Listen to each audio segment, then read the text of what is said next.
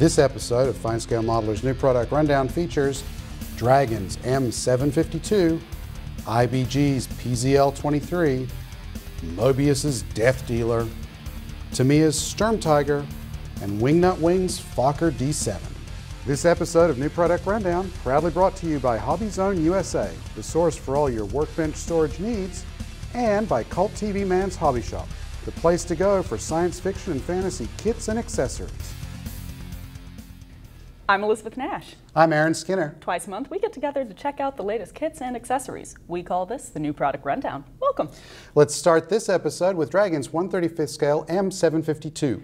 Built on the modified M113 chassis, the M752 was a mobile launcher for the MGM-52 Lance surface-to-surface missile. Capable of carrying either a conventional or nuclear warhead, the Lance served with the U.S. Army from 1972 to 1992. Other nations that employed the weapon system include United Kingdom, Israel, Belgium, Italy, Germany, and the Netherlands. As we'll see, this kit is a bit of a mixed bag. The basic body looks pretty good, with detail molded both outside and in the bay. The front panel's hatch is well executed.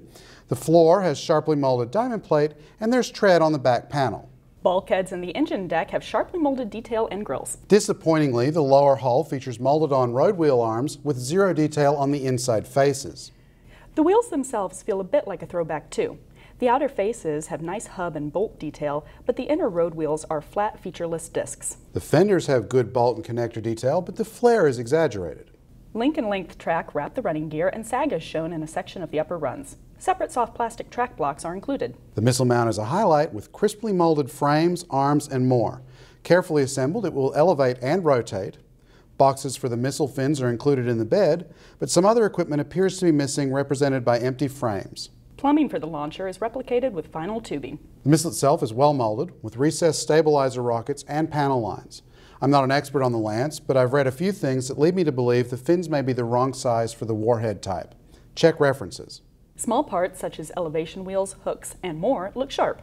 The benches for the missile compartment feature subtle texture and fasteners. The missile can be posed in firing or travel positions. Unfortunately, the kit erroneously mounts the cradle on the engine deck and omits its frame from the front of the bed. It'll take scratch building to correct. Photo etch brass provides straps for the cradle as well as engine and external details. Clear plastic supplies the front, side, and rear windows and frames for the collapsible driver's compartment. Other compartment details include seats, control sticks, walls, and instrument panel. Cartograph decals and painting diagrams provide markings for 3 M752s as well as extensive stencils for the Lance.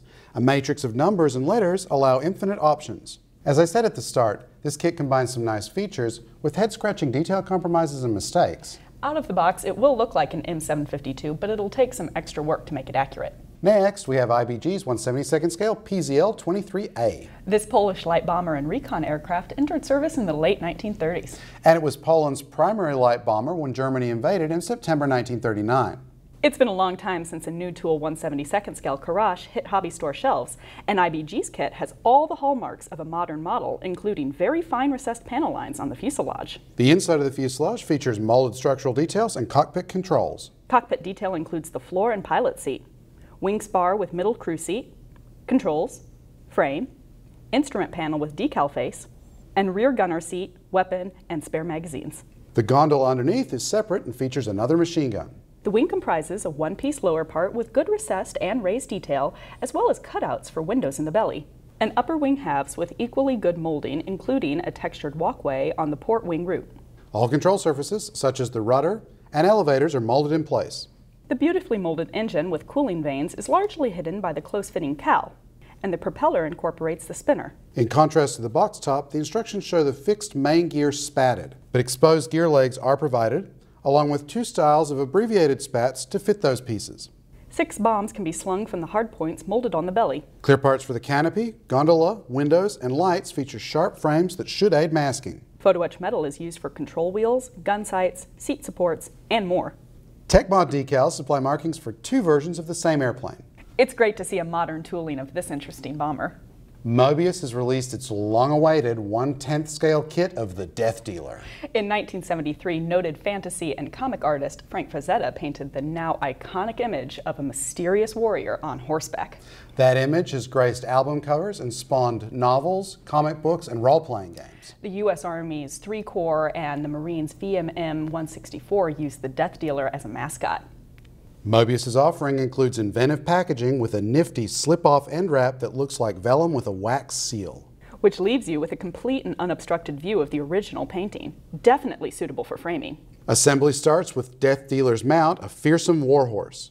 The body is divided in halves with well-molded muscle tone, hair at the mane and fetlocks, flared nostrils, bridle, and a patterned saddle blanket. Separate parts for the inside half of each leg sharpens the limb detail, and the tail is also separate.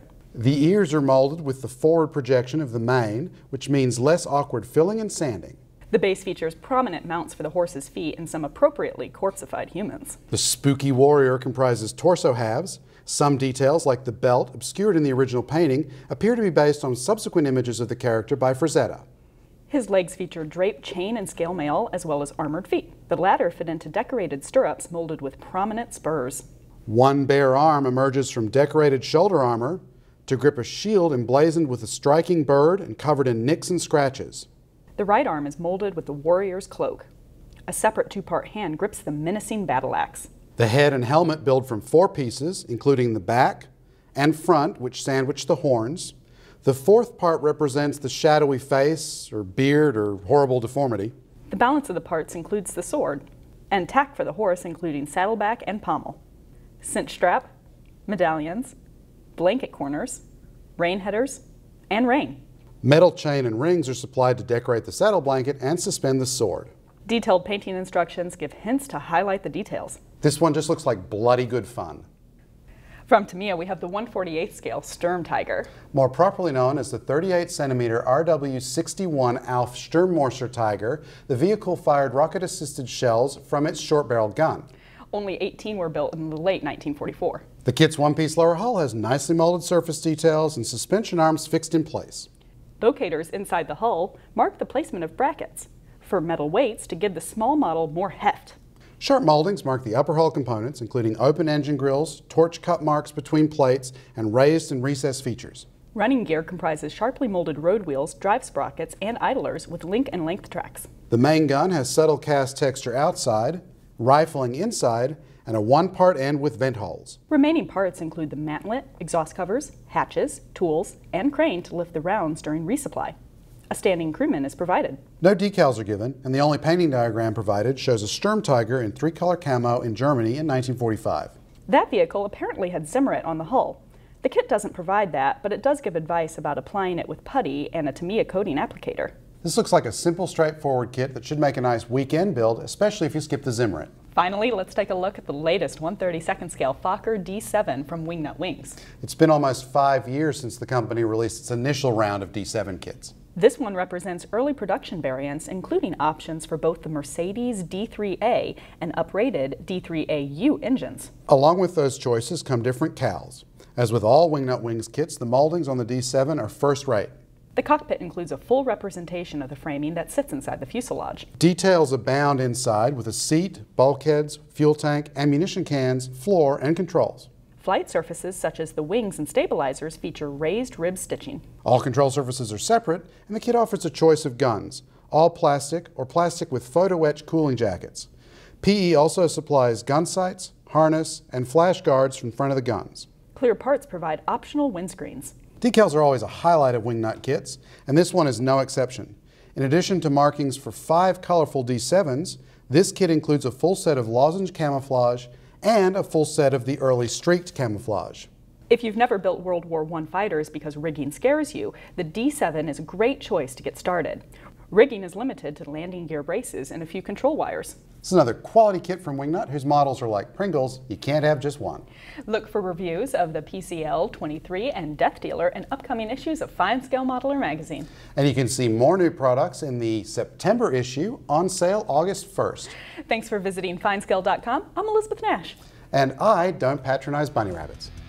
1973, noted fantasy and comic artist Frank Frazetta painted the now iconic image of a mysterious warrior on Facebook. No. No. That's Oh, wow. He was so far ahead of his time. Like. And if somebody pokes me, oh my God.